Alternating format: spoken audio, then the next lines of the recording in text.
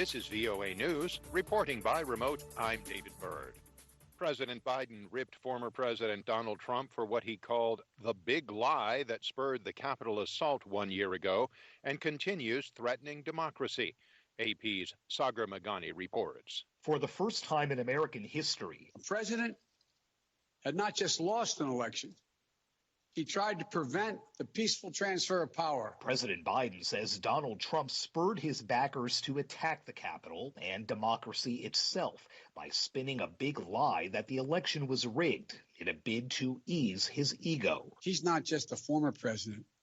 He's a defeated former president who continues sowing anger and division, his voice rising inside the Capitol Statuary Hall, which rioters stormed a year ago. The president vowed to stand in the breach. I will allow no one to place a dagger at the throat of democracy. Sagar Magani, Washington. Fresh violence erupted in Kazakhstan's main city of Almaty on Thursday as Russia sent in paratroopers to put down an uprising in one of Moscow's closest former Soviet allies. Police in Almaty said they had killed dozens of rioters into the early hours of Thursday morning. Authorities said at least 18 members of the security forces had died, including 2 that were found decapitated.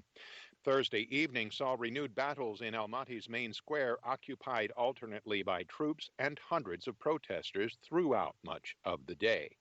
The General Secretary of the ex-Soviet alliance, the Collective Security Treaty Organization, told the RIA news agency the overall peacekeeping force would number about 2,500 and could be strengthened if necessary. The United States said it was closely monitoring reports of the deployment and added it had questions about whether the forces were legitimately invited to the country. This is VOA News.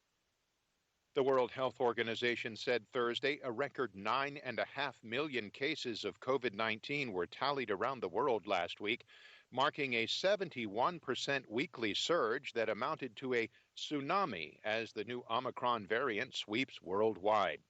However, the number of recorded deaths declined. WHO Director General Tedros Adhanom Ghebreyesus said to end the acute stage of the pandemic, more vaccine equity is needed.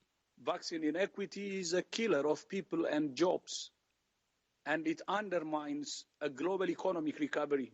The UN Health Agency, in its weekly report on the pandemic, said the count amounted to more than 9.5 million new cases, with more than 41,000 deaths recorded last week.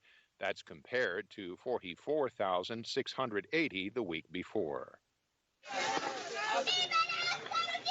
At least 2 Sudanese protesters were killed on Thursday while taking part in the latest mass demonstrations as thousands took to the streets of Khartoum and other cities demanding a transition to civilian rule after October's military coup.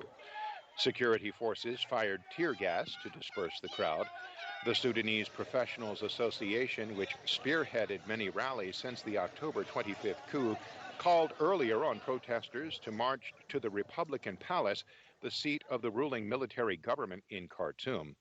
Since the October 25th coup, at least 60 people have been killed and hundreds have been wounded in clashes with security forces as they sought to thwart protests.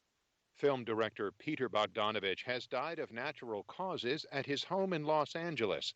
He was 82.